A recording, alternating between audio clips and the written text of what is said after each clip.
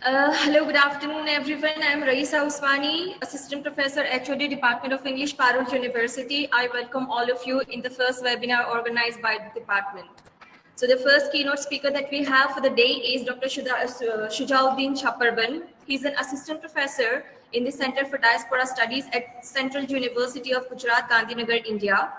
His area of interest includes literary criticism, contemporary literary and cultural theory, migration, diaspora, refugee and forced migration studies, citizenship, South Asian studies, human rights, cultural studies, post 9/11 studies, Chinese diaspora, immigrants and refugees in EU, contemporary English literatures, Muslim literature, sociolinguistics, Jewish studies, religion, subaltern studies, and research methodology. The list is quite long and very impressive, I must say.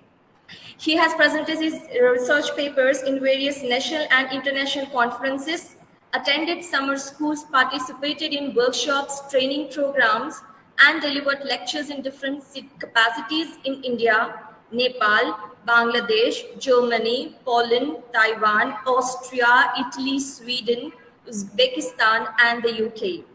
There are 15 research papers and 2 books to his credit so far, published from India, Italy, and Germany. He has also co-edited an issue of E20, the Journal of from University of Hyderabad, Journal of Comparative Literatures on, I quote, reconceptualizing gender and religion, I unquote, the name or title of his book, and edited a special issue of Cafe Dissensus Journal on Rohingya refugees, identity, citizenship, and human rights in 2019.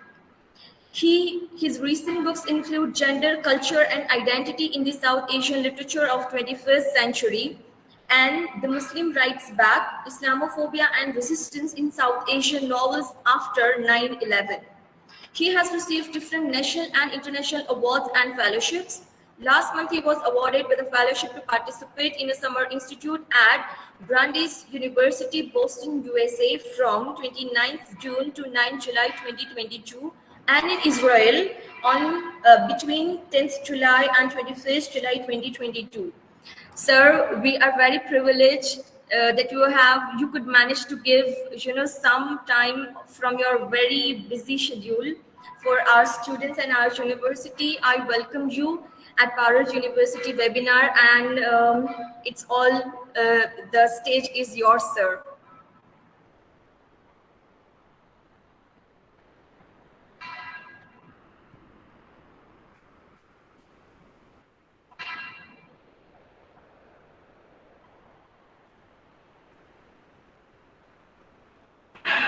Has he left?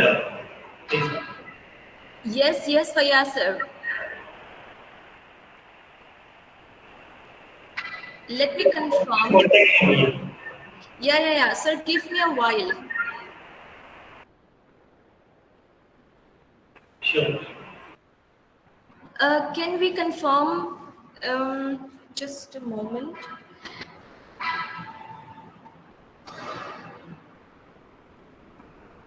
Technology, I must say, is a very tricky thing.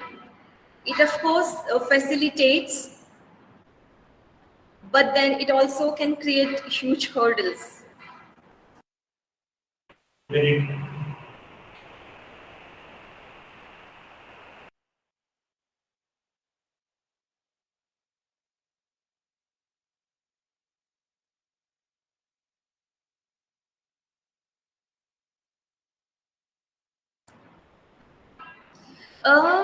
The host who is managing from Parul University, can I please request you to unmute Dr. Shuja because he's been hosted. Meeting host.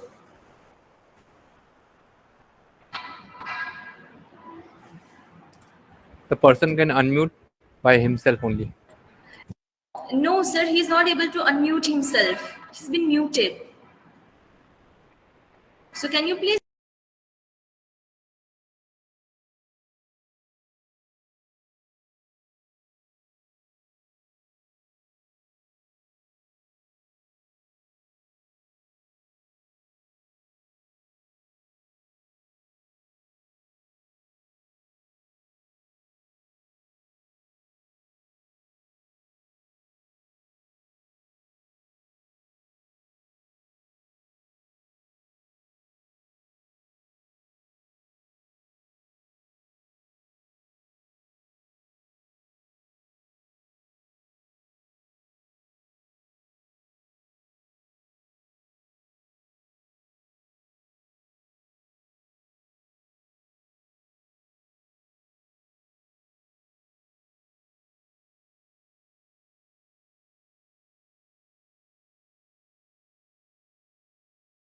audible now? Absolutely. So once again, sir, thank you very much for joining in, sparing some time from your precious occupied time for us, and we are all eager to hear you. It's all stage is all yours, sir. Thank you.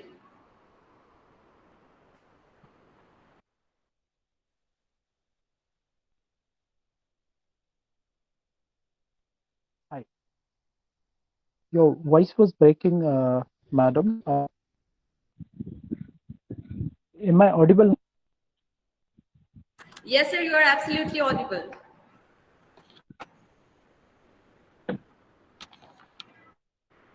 Yeah.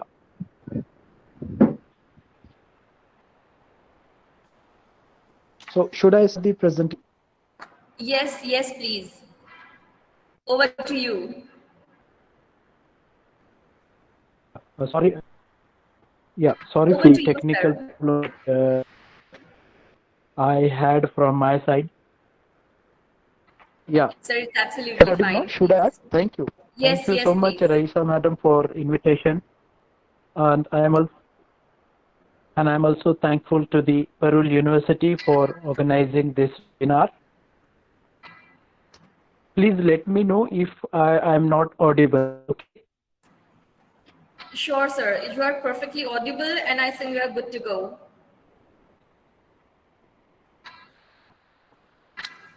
Okay. Thanks.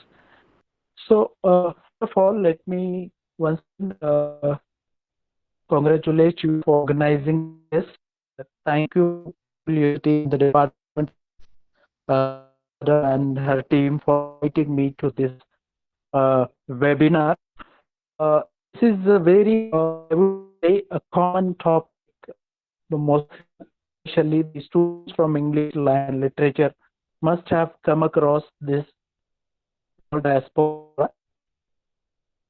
This could be a generic topic I might cover in which I feel like that should be used to you.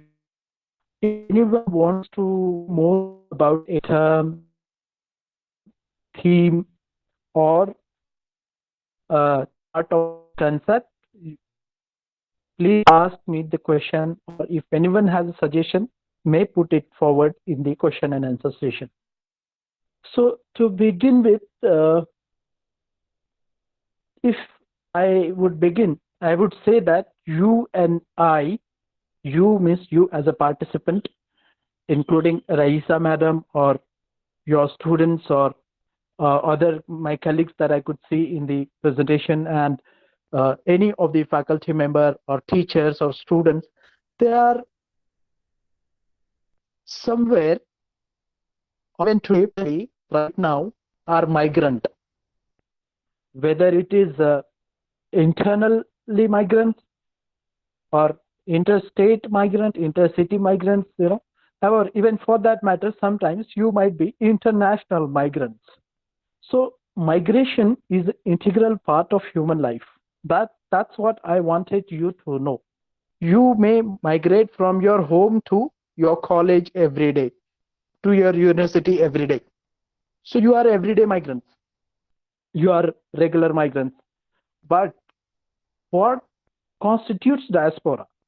So the ultimate purpose of this kind of beginning is to make you familiar with this very idea of migration. What is migration? It's very simple. Moving from one place to another place.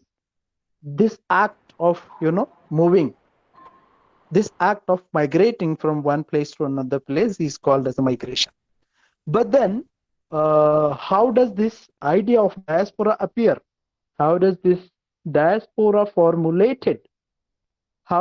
What makes something be called as a diaspora? What is migration? What different types of migrations are? And what type of migration becomes, diaspora? What type of migration constitutes of diaspora? Is migration interchangeable? I am putting these kind of questions just to make your brain think more in this topic. And or everyone, me, you, or anyone who migrates, there are certain reasons. Be it and nation did not start from today, did not start after India got independence. No, it starts long back. It's as old as human history. Maybe starting from Adam to today. Today, what migration that we are discussing, maybe interstate migration, international migration. Tomorrow, when you come to teach the would-be generation students, you might discuss the migration from Earth to Moon, to some other planet. So migration is an integral part of human progress and human life. So what are the reasons behind this? Why do one migrate? There are various reasons behind migration. There are various theories like Everett Ashley or Ravenstein or Zalki and many thinkers who try to conceptualize this human process of moving. Especially the thinkers like Everett Ashley, who try to define the reason between push and pull factors. Factors which push someone from one place to another place are called as a push factor. And what situations, whether it's unemployment, whether it's a natural calamities, whether it's a civil unrest, whether it's a pulling factors. And what are the pulling factors? It could be the factors which may because of why one might, because of the job opportunities, good health condition, living standard, high wages, and marriage is another important factor of for women to migrate. And today, earlier there was scarcity of the along with the child migration. Child is another important component. I think my talk is also leaving certain question marks to mostly the MS second year students who are planning to go for higher studies. You may look at these, unexplored areas which I will be highlighting during my discussion. Whether it's a female migrants, whether it's a child migrants, these are the undocumented migration and so on so things. If you are in it, you contact me or straight my discussions at your interest. So now coming why one migrates. So as I said, there are various reasons why one migrates, and generally for a better life or some dream that one sees. Whether Dog Dream or Arabian Dream, there is a recent novel by Nikhil Ramteke which is called An Arabian Dream. So it's equal to American Dream. And another important aspect in this migration and diaspora studies is that you can also think of comparative approach towards diaspora studies. This is absolutely new, which no one has explored yet. Those students who are interested may go for this. So migration is an integral part of human life, and it is also integral part of diaspora studies. One cannot talk diaspora without discussing migration. So therefore, diaspora becomes the post-migration phenomenon. And why this topic is important that I should introduce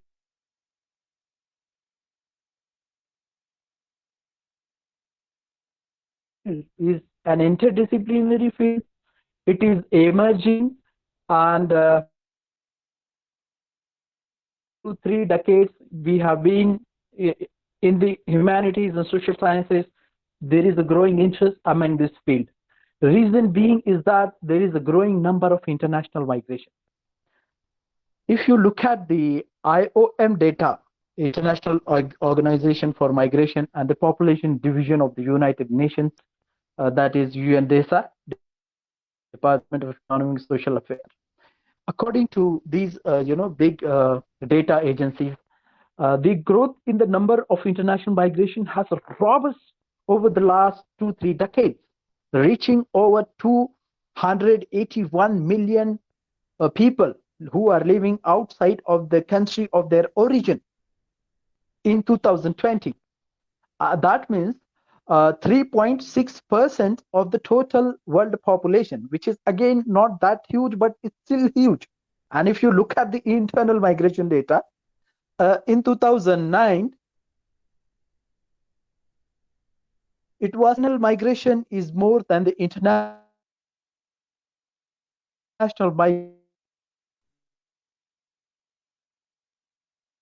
destination. Why migration? Migration from migration to diaspora. Coming back to the importance of diaspora, it is the social sciences, and migration. If this is the just number I told you, if you look at the fiscal importance of the migration, international migration or the internal migration, we have a data from the remittances notebook or the World Bank and many other international organizations. According to them, the remittances are the important part which are playing crucial role in the shaping of the economy of both the host land and homeland. I will exclusively talk about the remittances, but before I go to that topic, let me also tell you few important things about the in the processes of migration. That we every day we have migration, we have, and migration leads to further migration. These are few basic things that I would like to tell you. And migration is easy for those who already migrate. If you talk about your parents or my parents, to them migration would be, "Arey yaar, kya aap kahan le jaoge?" But for you and me, people like you and me who have already migrated, they are always ready to move. So the philosophy of migration is that those who are on move are on move. So to them, movement is quite simpler and easier. So young generation is more prone to migration than the old generation. Now, what facilitated the migration? One of the reasons behind migration is that the facilitation of migration because of the globalization and the advent of ICT, information and computer technology, which has led to trans mobility, because globalization of learning is national borders. It has also compressed the distance. It has compressed the time. So the compression of border, distance, and time has also led to the rise of international and national migration. My talk will focus on international migration. Also, the colonialism created the borders. Globalization virtually erased those borders. The processes of globalization have deterritorialized the world, brought countries and continents as nearer as the neighbor villages, cities, and what Marshall McLuhan has called as a global village. One of the excuse me. On the one hand, ICT and globalization open up the new doors for trade, commerce, and education, employment, fastest access to recent developments, innovation, information, serious life, exchange, etc. And this has, led to the rapid migration. But at another hand, there are also complexities, challenges, questions to the triadic communities. Who are the triadic communities? The diaspora communities. People who are on the move, those who are trapped between homeland, hostland, and migration. Homeland, hostland, and diaspora. So they are the new society. They are the society out of societies. So I will come to that debate. On the one hand, globalization and ICT. Now, so these are new. There are also possibilities of challenges to these new communities. So what are those challenges? The question of migration, immigrants, nationality, sovereignty, citizenship, identity, question of assimilation, adaptation, the food habits, the way of living. You cannot have sari, you cannot have burqa, you cannot have battu on your head, kunk, or whatever the Indian way of style that we live in. You cannot have pagri, as easily as in compared to America. You cannot, because of the social landscapes are changing, social spaces, socio-cultural spaces are changing. Here, look at my wordings: changing of socio-cultural spaces, changing of socio-cultural landscapes, leading to the formulation of diaspora. So here you might ask the question, sir, can every migrant is a diaspora? Then my answer would be yes, provided that the socio-cultural setting changes. One can be the moment socio-cultural setting changes, you start feeling like diasporic. You start feeling like nostalgic. You started feeling like something left behind. You started feeling like rootlessness, etc. So there are these issues. So the issue of nation comes in, issue of region, religion, culture, language, living style, food, ethnicity, race, etc. will come in. So then what happens when the socio-cultural thing changes? I think this would help to you if you look at the one of my articles on psychology of diaspora, which is available online, to understand this concept of cultural setting. How socio-cultural setting is crucial in the shaping the experiences of migrants, which is further leading to making the formulation of diaspora. So I will talk about the importance of cultural set in the making or formulating the process of diaspora. Yeah, I hope you are question that can every migrant know. The migrants who are crossing the socio-cultural order start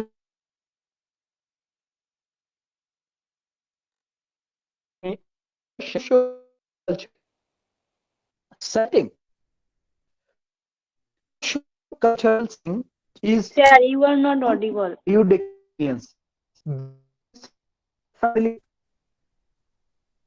Hello. The speaker Am I is not audible? audible. Is there Excuse any? me, please, you are requested not to interrupt Am the I audible lecture. now? Once again, I request everyone sorry. to please Is it not fine now? interrupt the speaker.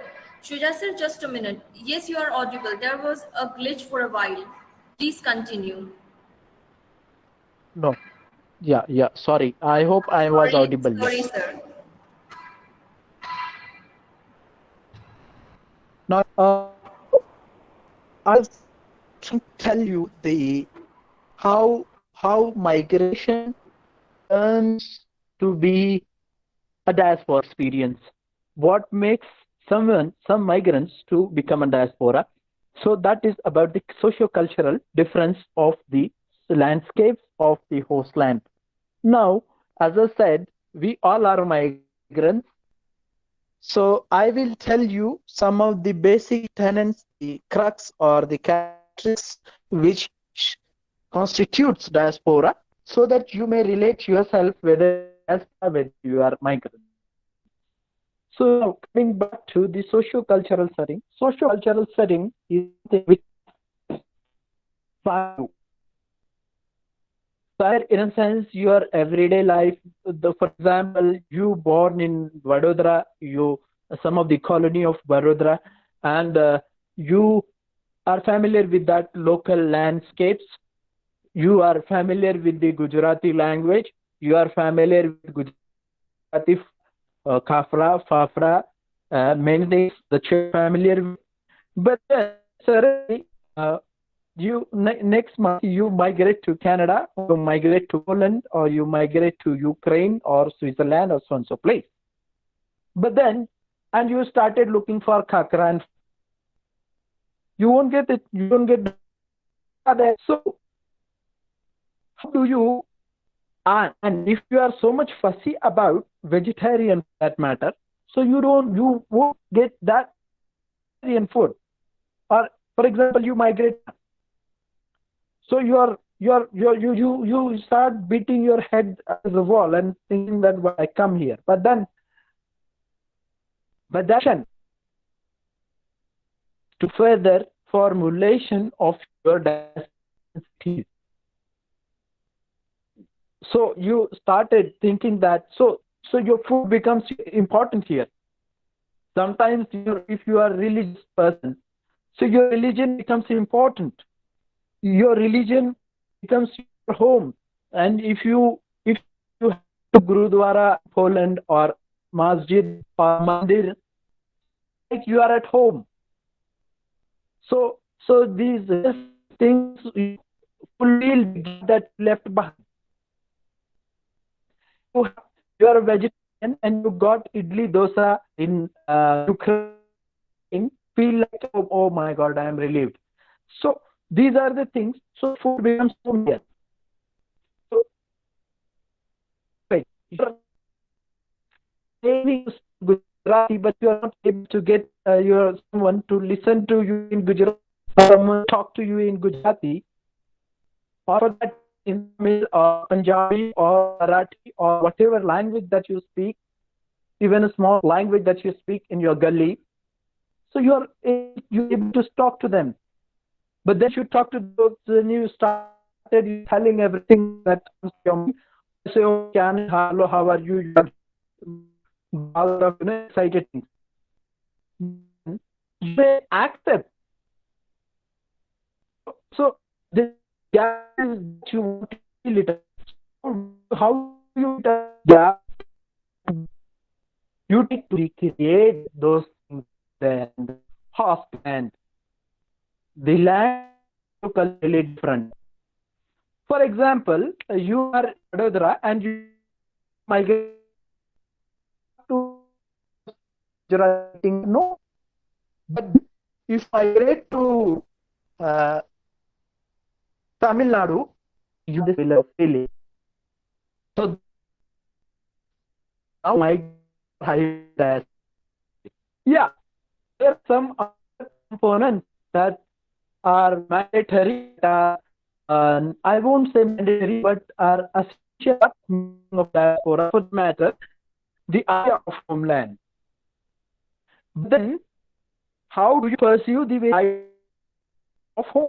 How do you pursue the very idea of home? How do you pursue the very idea of nation? Language is nation.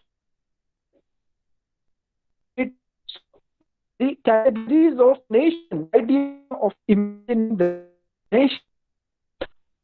How do you as an individual, you as a creativity of individual, of people, of people, national people, how do you imagine these categories, these spaces of home, a nation, or home and language and community, and so things. So these imagination varies from people to people. And you try to recreate those imaginations, those imagined lands, those imagined homes. So I'm categorizing some people, their mohalla would be their home. Some people, their four walls home. For some people, language is their home. For some,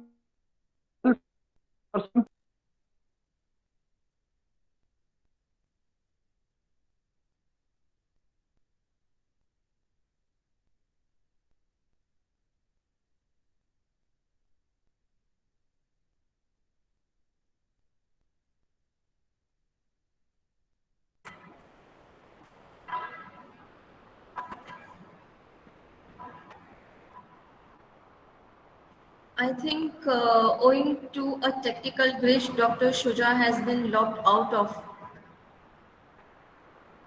the conversation.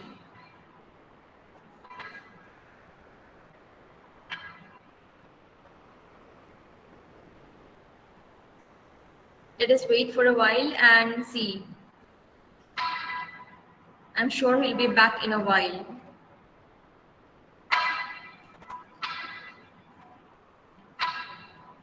You know, the lecture, so when it came to organizing a webinar, I was very curious as to a lot of topics were going on in my mind. So, you know what to pick first.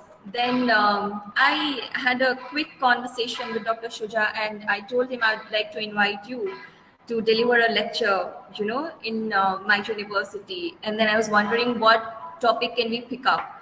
So sir said, see, any topic could be, you know, fine, pretty much fine with me.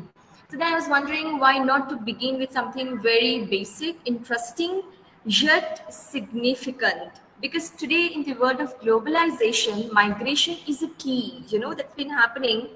It's been around for a long time, the way, you know, Dr. Shuja was referring to. We all migrate. But the way migration affects us sociologically, culturally, you know, the way it shapes our psyche. Another interesting point what Dr. Shuja has made was, you know, the way migration studies have been taken seriously, but there are still so many unexplored avenues that needs to be explored. So during our quick chat, we could manage to come to a conclusion that why not to begin with diaspora studies, you know, and then we decided that, okay, let us begin with this, and it would be a good topic to go with or initiate the entire conversation, literary, you know, academic conversation, particularly with reference to literature.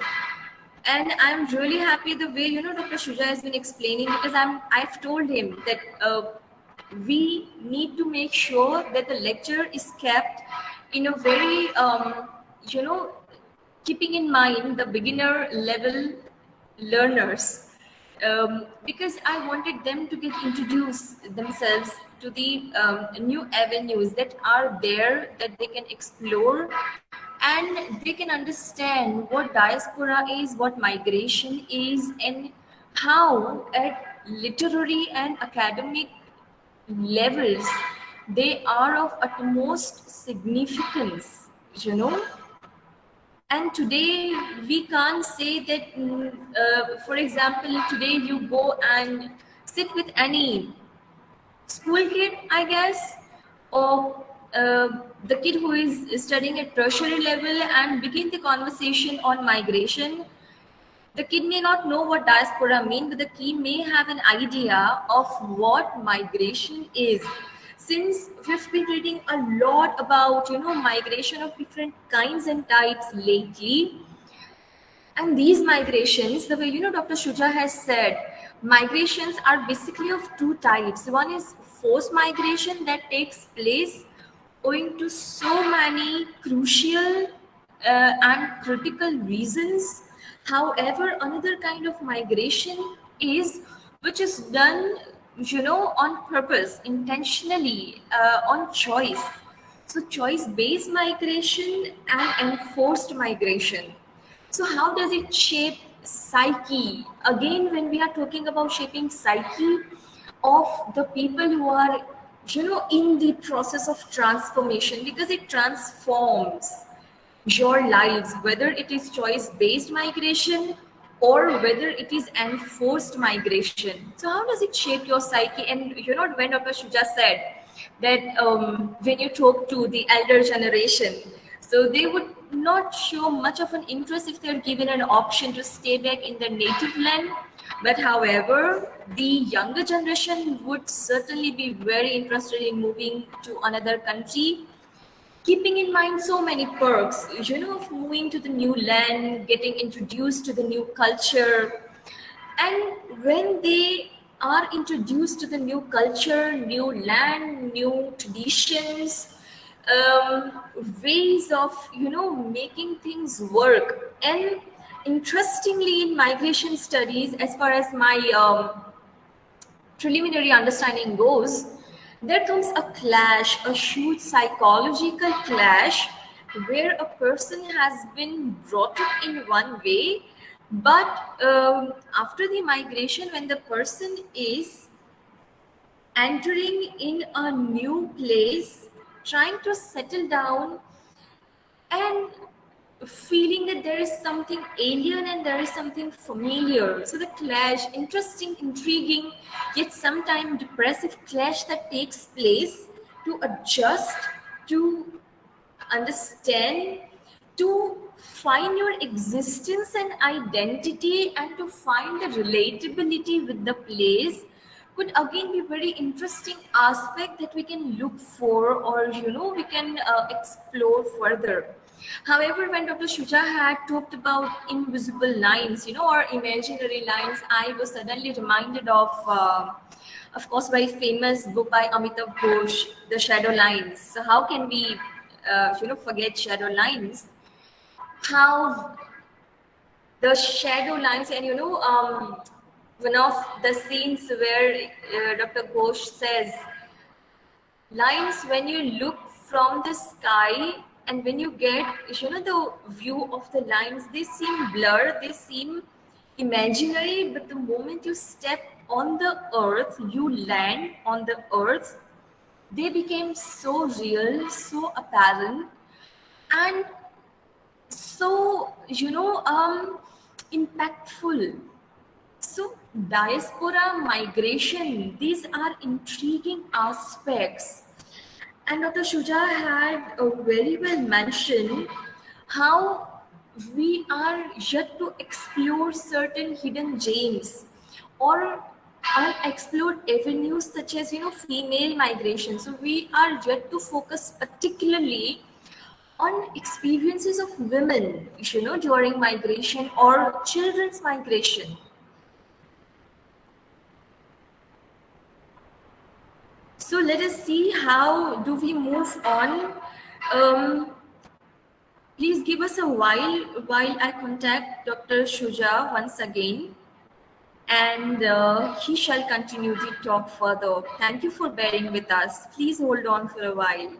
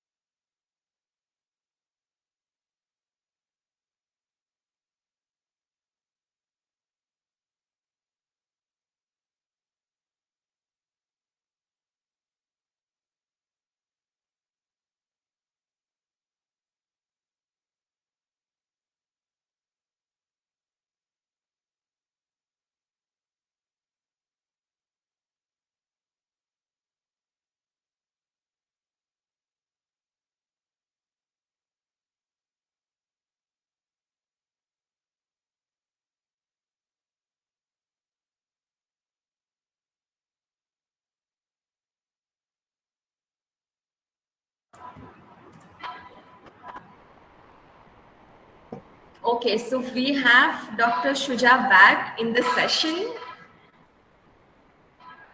Oh my God, I'm sorry. I didn't know that I was logged out. Yes, interestingly, so we were Could waiting you? for your, yeah, so please continue. And Yeah, sir, I'm sorry.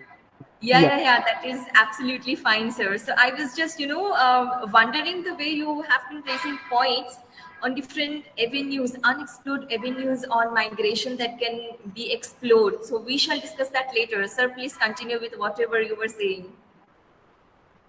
Yeah, where was I? Could you remind me, please?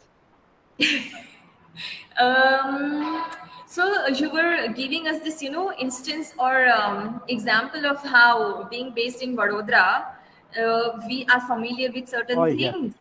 Yes. Okay, okay. Yeah. Thank you. I think we missed many things. I was, Okay. and I'm really sorry for this technical problem. Yeah, I mean, I was trying to tell you how one could be a diasporic within a country. For example, if you are in Vadodara and if you migrate to Gandhinagar, you don't have to worry about your food, your Gujarati way of life, dressing sense, and so on so things. But then if you migrate to Tamil Nadu, if you migrate to Kashmir, then you will have to, look for things that you were familiar with. So this is important and crucial point to understand the difference in migration, difference in the socio-cultural setting of our landscapes. So then you can define whether you are diasporic or migrants within a country. As I said, there are some disagreements among the scholars, those who think that diaspora is only about the Jewish experience, diaspora is only about the crossing the national, transnational border. So I think for them it will be problematic or complicated to look at the diaspora through this angle. But yeah, so I am again coming back to the fiscal importance of diaspora. I'll just come back to some of the important points that I wanted to introduce to. So the socio-culture, after socio-culture, the few points mentioned by Robin Cohen. Robin Cohen has mentioned about few points which to be called as a diaspora. For example, dispersal of from one original homeland to other original homelands, and uh, imagining the collective memory and myth about the homeland, celebrating homeland, and the consciousness and not being accepted in the host land is another, and maintaining a solidarity, distinct ethnic and cultural life is another characteristics of diaspora mentioned by Robin Cohen and Safran and some other scholars who agreed with them.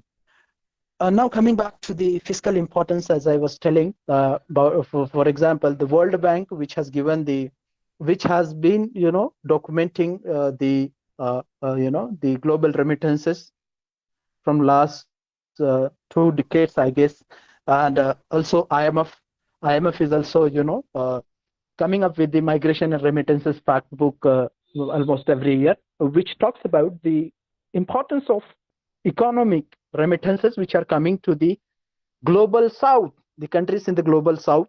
For example, countries like India, China, and other developing and underdeveloping countries. In the countries like Lesotho, Moldova, Nepal, Tajikistan, etc., the remittances constitutes more than 20%, 30% of the total GDP of those countries. And India has been the topmost receiver of global remittances from last 3-4 years. Despite the COVID-19 situation, we were able to be one of the topmost receiver of global remittances, followed by China, Philippines, and Mexico. So remittances, that is, uh, uh, I think in 2020 we received 83 billion US$ remittances, which is a huge amount. You might wonder why Prime Minister Modi is visiting to different countries of Indian diaspora today. The reason being, Indian diaspora is again playing a crucial role not only in terms of remittances, sending remittances to India, but also playing a crucial role in development politics in India, the homeland politics. There are huge remittances which are coming to party funds. So the political importance of diaspora is also creating new interest among the social sciences and humanities to study this phenomena. The political importance, not only in terms of domestic politics, diaspora is playing crucial role in development projects of Indian villages. Most of the Gujarat villages are being adopted by NRIs, and they have been constantly contributing in terms of philanthropy, in terms of investment, in terms of development. We have done many surveys in India. We have been to Karamsad village, we have been to Anand, we have been to different places in Gujarat, and we have witnessed how those villages are no longer villages. They are absolutely finest towns. They are like towns. They have been, because the huge remittances which are coming directly to the families, and as an to the nagarpalikas and all that, their directly remittances are coming and they are developing in that.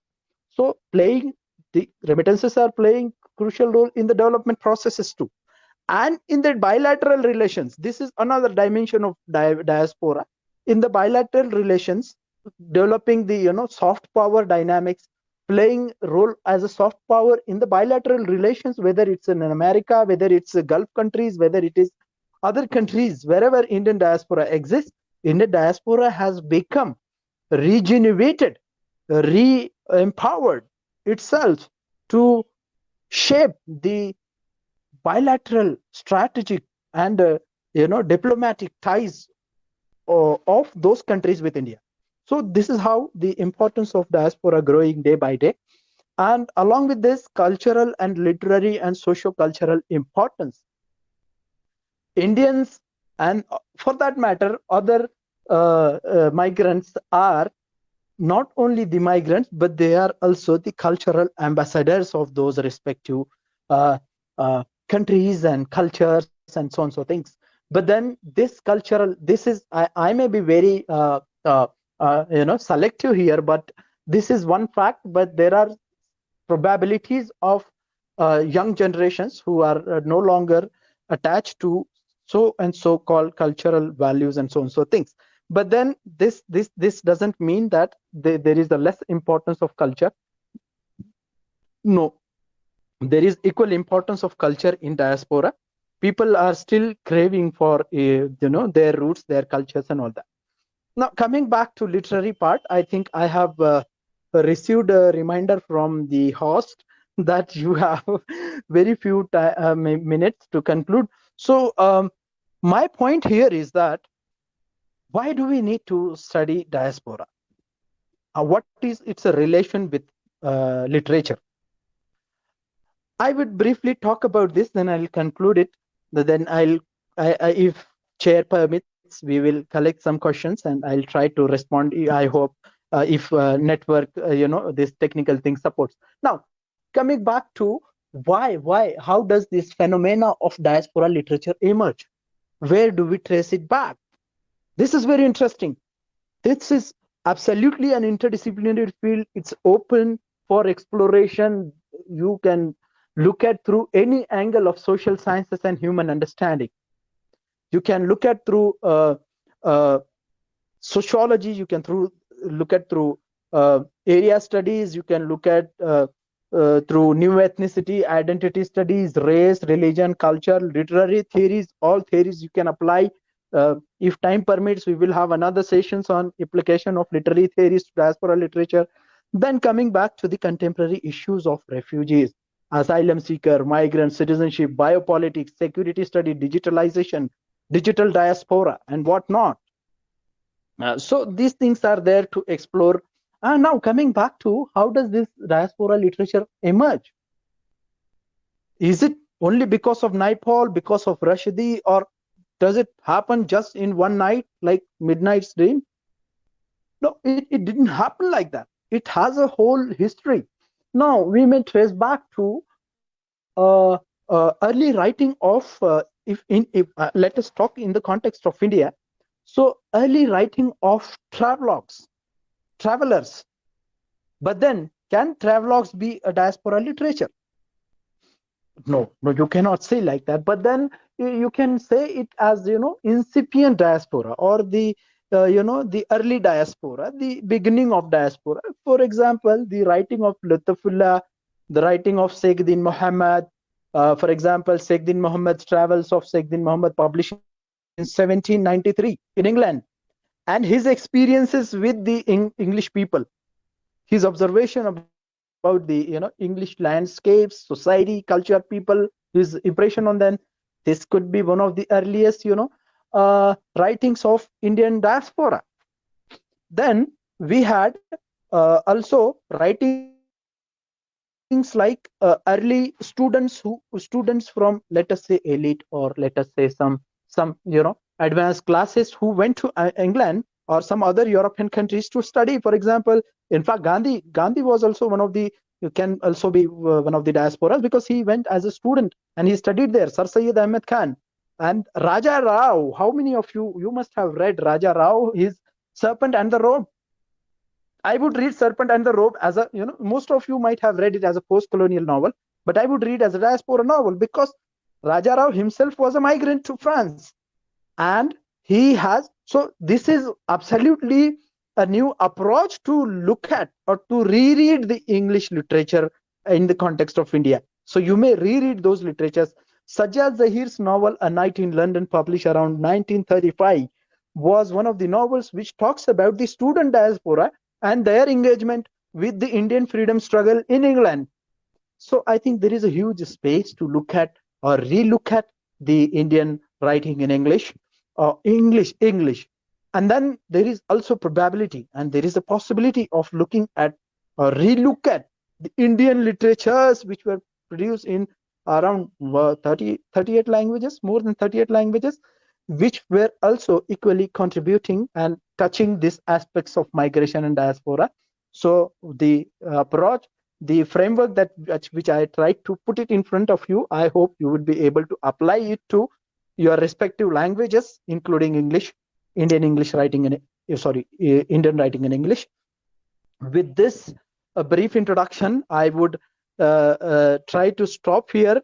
And for your another, I'll just give me 1 minute. One more thing I would like to say, that if you look at the contemporary writing in English, most of the writing is about diasporic writer, whether the writer is diaspora or they are talking about diasporic people. And the awards, whether it's a recent Nobel awardee, the Tanzanian British writer, he was a diaspora writer.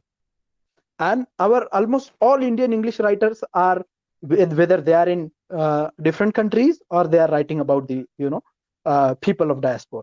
So with this, I would say that there is a huge scope for this study. You may take it further for your higher studies. With this, I will stop here. If anyone has any question, comments, or suggestion, you're most welcome. Thank you so much. Thank you very much, Dr. Shuja. The talk was really intriguing. I would use this word, intriguing, and of course, it has opened a new avenues of looking at something that has always been around, certain texts, the way you've given example of Raja Rao's text, or for example, certain Indian texts or texts written by travelers, over the centuries or decades. So of course it gives, or it allows us to look at certain things from a fresh perspective.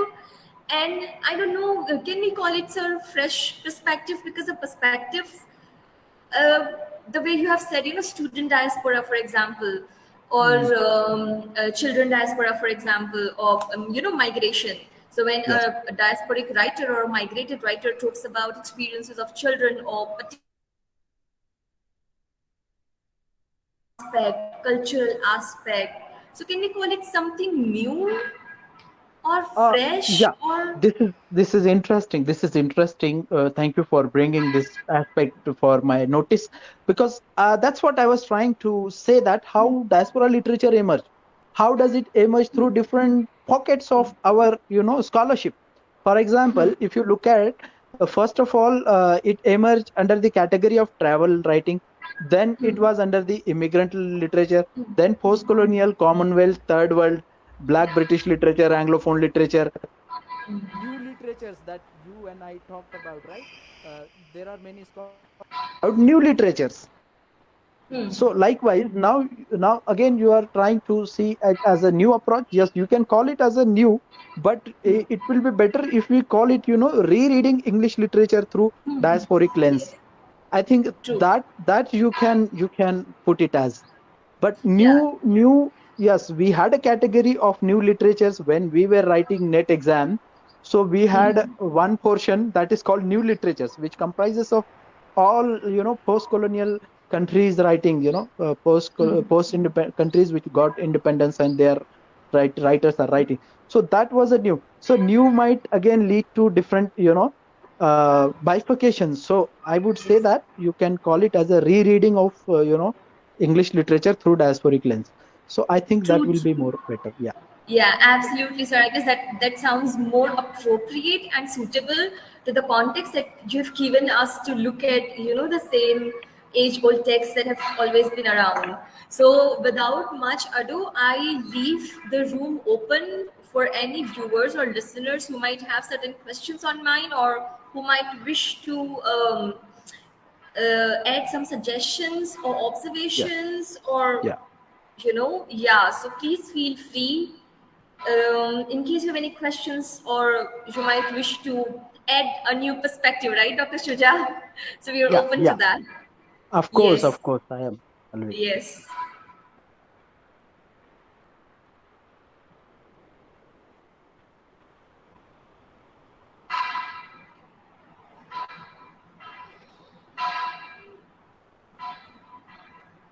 I know there are very many other things like refugee studies and displaced people, internal displaced people, the new poetry which is emerging, for example, the Mia poetry from Assam. I think True. Mia poetry, I think many of us are not familiar with, but then I would say that there is a still hope, scope for exploring these new literatures which are emerging in the within the broader category of migration and diaspora studies. So you can look at refugees is absolutely important topic today. The whole world is talking about. There is a huge debate on this contemporary issues of refugees. So you may also think of incorporating those things into your syllabus, or students those who are in their second year MA may take up this kind of topics. Yeah. and Absolutely, and sir. May I? yeah, yeah. Yes, sir. Please. Sorry to interrupt. No. But just one other thing that I was trying to talk about is the question of women, the question of transgender, the question of child, the question of parents. Many times, so if I migrate to USA, so I, being a responsible person in the family, I might, wantedly, unwantedly force my parents to travel with me. So these are very new. As I said, this is, since it's a new phenomena, since people are migrating day by day in a huge number, there are various new issues which are emerging, and there is a huge scope to look at and explore these new, you know, uh, uh, field of research in this subject. Yeah. Yeah. True, true. Dr. Fayaz, any questions from your end or from your Yeah. students so far? Yeah. Yeah. Yeah, I would like to congratulate Suja for giving an insight into diasporic literature. Of course, my students who had a little information about diaspora, they were benefited by your scholarly lecture. And then, since due to this globalization and all, I would like to ask you one question. Is there a diaspora in the present scenario? Yeah. Or do Can you you? think that we have to coin a new term? Sorry, can you repeat it again, or would you mind typing, Raisa madam, what he's saying? Yes, His yes, voice sir. is echoing for me. I'm sorry. Yes. So, Dr. Fayaz, could you please repeat the question, because even it was inaudible to me as well. Yeah, in the present scenario, this globalization and all, is there a diaspora? So, if I have got it correct, so do you mean to say the contemporary scenario that we see across the world, so can we call it a diasporic situation, contemporary situation, or can we term it as migratory, forced migratory situation, something like that, Dr. Fayaz? Yes, ma'am. Yes, sir. Dr. Shuja, so could you hear that? Yeah, please. Yeah, I think someone is also typing here. Just let me read it. Yes. Could you please throw light on the internal dislocation displacement? Wonderful, Dislocation, wonderful. yeah. This is wonderful. Yeah. To first of all, let me respond to Fayaz sir. If I'm not wrong, he is trying to ask me whether this transnational migration can it be called as a forced migration? See, studies is absolutely within the category of diaspora. There is absolutely one section of scholarship which is developed on the forced migration studies. But can it be a diaspora, or can it be a diaspora, or can we can we move further away from diaspora studies? You can call it as a diaspora because the experiences of diaspora are forced. Basically, they are driven from the forced migration. So this is the one of the basic core of diaspora studies. But then we call diaspora to the voluntary migrations too. Again, but if you come to the philosophy, I would say that there is nothing called voluntary. But then, talking in terms of practical way, voluntariness.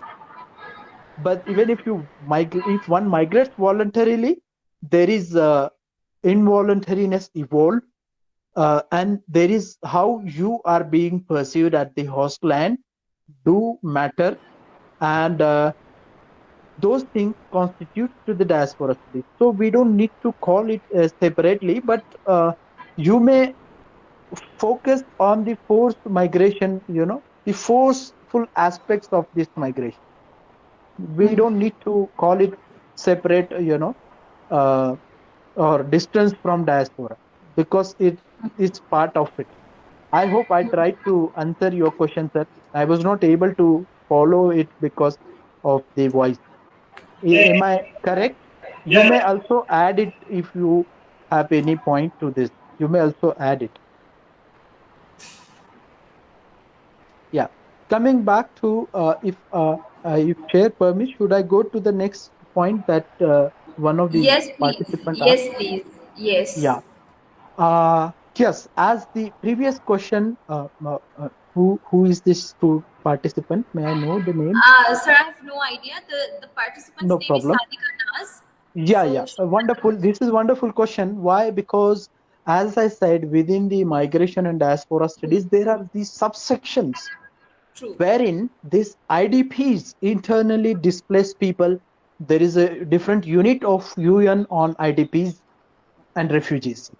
So IDPs are another challenging part of today because of the ongoing natural calamities, the environmental migrants, you can call it, and also in India and in the places like India. But if you go to the Middle East, there is this internal displacement because of the ongoing unrest and civil war.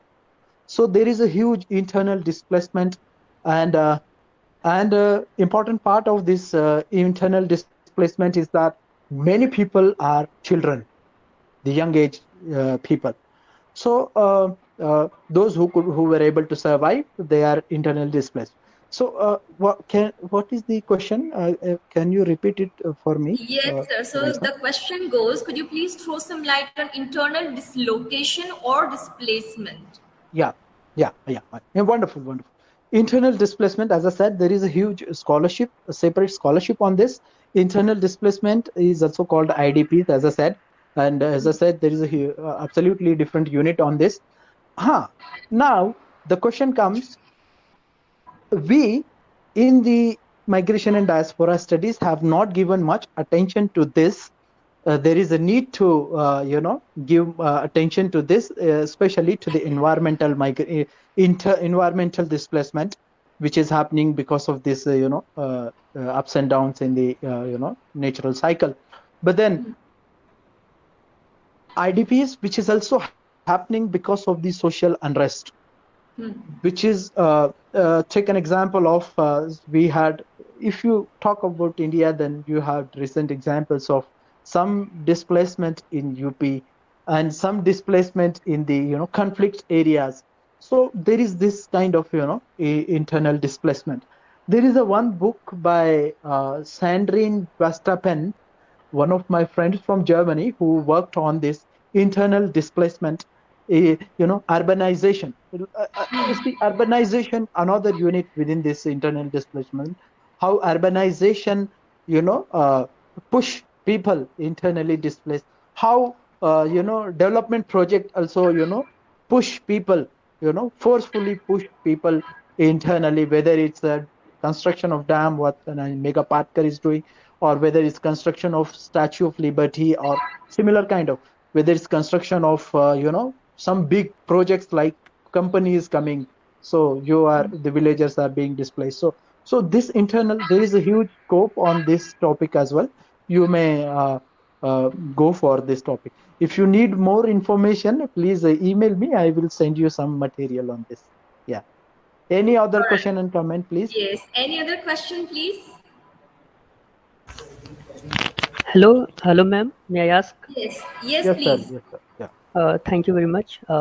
First of all, thank you very much, sir, dear Suja sir, for such wonderful lecture. I have a few questions. My question number one is every human being on earth a migrant? Or in another words, like every human being was a migrant, or is a migrant, or will be a migrant in future? Yeah. My next question is, as you mentioned in your lecture, that people migrate from their homeland to another country or another place, and they feel nostalgic or diasporic.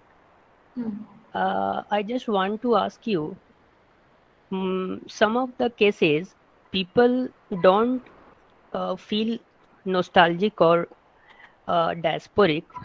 They feel that okay, yeah, suppose if I go to China, and I will love Chinese culture, food, and all the things, and would forget our past.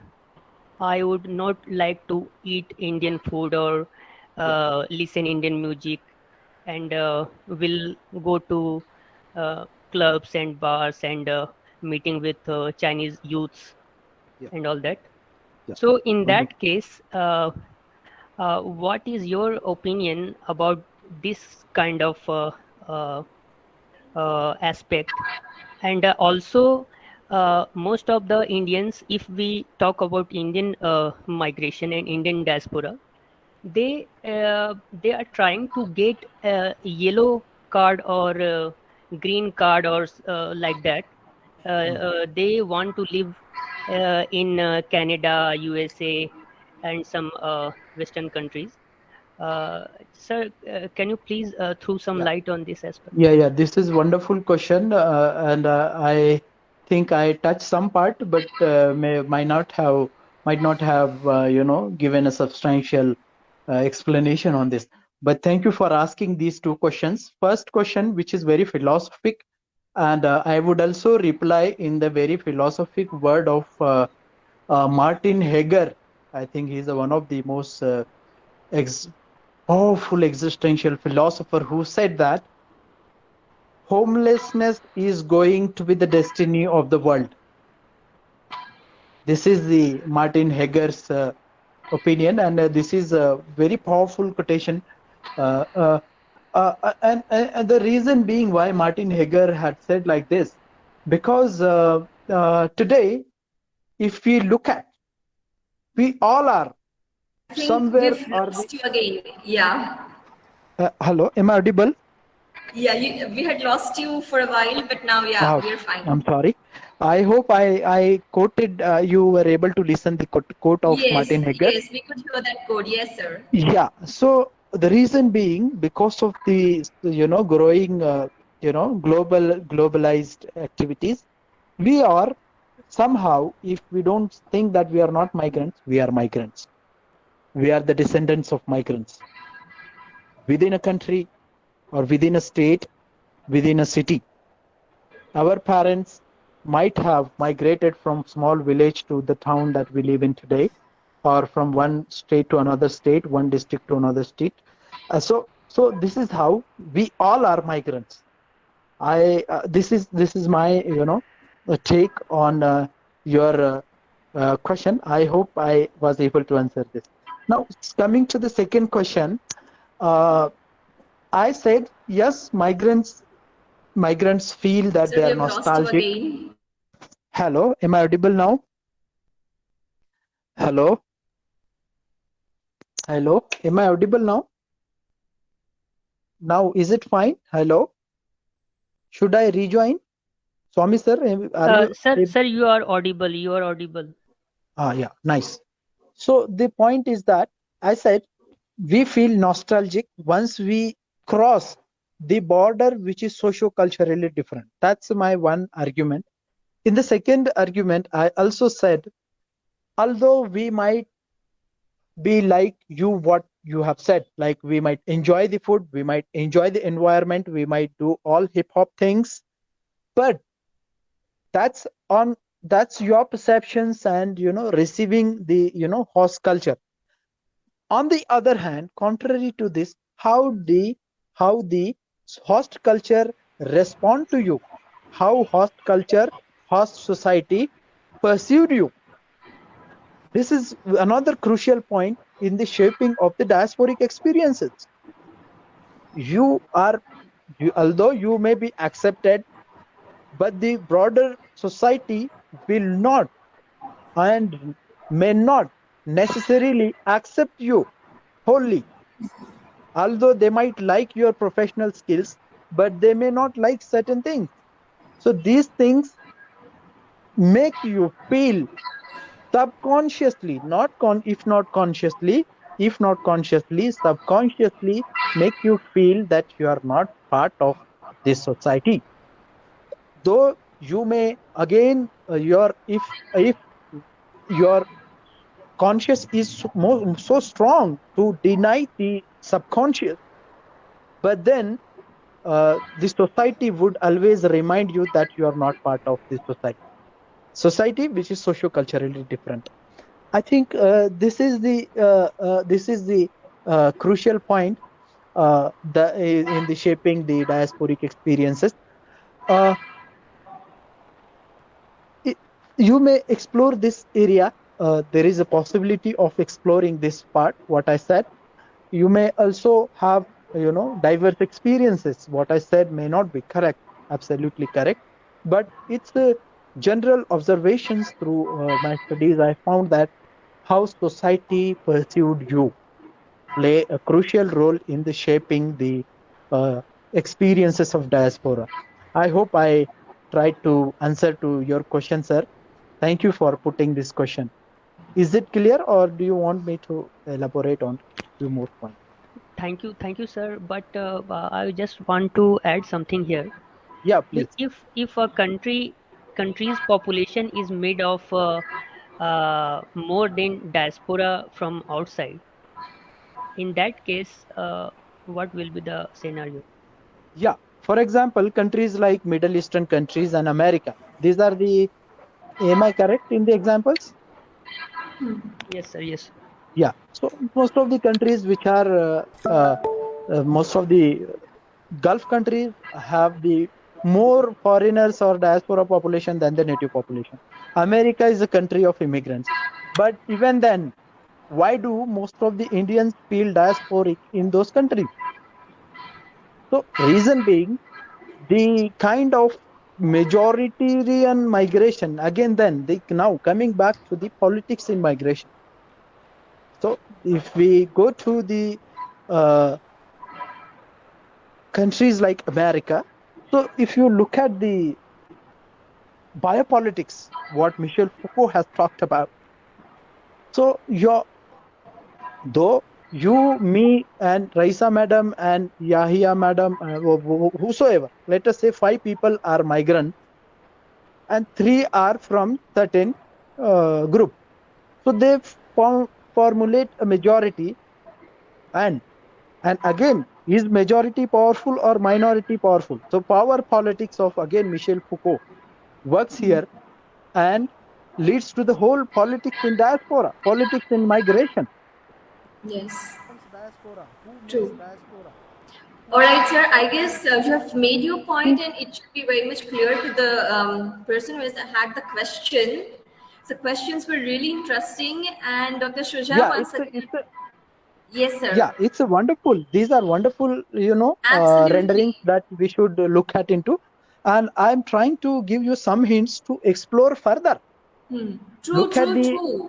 Look at the politics of diaspora. Look at the politics of being migrants, being labeled as a migrant. So, There is the approach of being an insider and being an outsider. Yeah. So I think this is how things are. I hope I replied to your query. But if you need further explanation, or if you need further clarification, please write to me. I will provide you the material on the politics of labeling. Who is expat, who is migrant. I just give you quickly one example. Most of the Europeans call themselves as expats, not as migrants or diaspora. Nowadays, there is a change in the perceptions. Europeans started calling themselves as the diaspora because of the whole political interest within this term. I hope I tried to convey what I wanted to say. For more discussions, you may write to me. I will give you the substantial examples and some material. Okay, thank you very much, sir. And you have actually left us with so many questions, which serve the purpose of holding the talk. And once again, thank you very much for agreeing to spare your time for us. I'm sure the listeners are leaving with so many questions on mind, so many observations, and the way you have provided the links to explore more, or the hints that you have provided. So I'm sure it will be beneficial for the listeners. So once again, sir, I thank you very much from Department of English, Parul University, to spare your time for us, and for the wonderful talk, insightful, examples that you have provided, and the observations that you have shared from your personal experiences, and the way you have made it very relatable by giving us very local, examples. So that was more interesting. So thank you very much, sir. And with that, we bid farewell for now, I guess. Yeah, I'll just say thank to the Parul University for organizing this wonderful, interesting topics webinar on this wonderful topic. I know it's very intriguing. I will keep on speaking for 2 days if I given permission, because these are the certain topics, and there would be 100 of questions from the participants. So one of the participants was trying to go into more critical debates into. So there are the possibilities. Absolutely. So this is a wonderful topic. It's a growing relevance, cultural, literary, economic relevance. This topic is attracting many scholars, young scholars in humanities and social sciences. I congratulate you for organizing this webinar, and I thank you, madam, for giving me this opportunity, and your department, and your School of Arts for providing, giving me the space to share my knowledge and experiences. Thank you so much. Yeah. Thank you very much, sir. Have a good evening. Take care of yourself. Yeah. Thank you, sir. Take care. Bye bye. Yeah. Bye.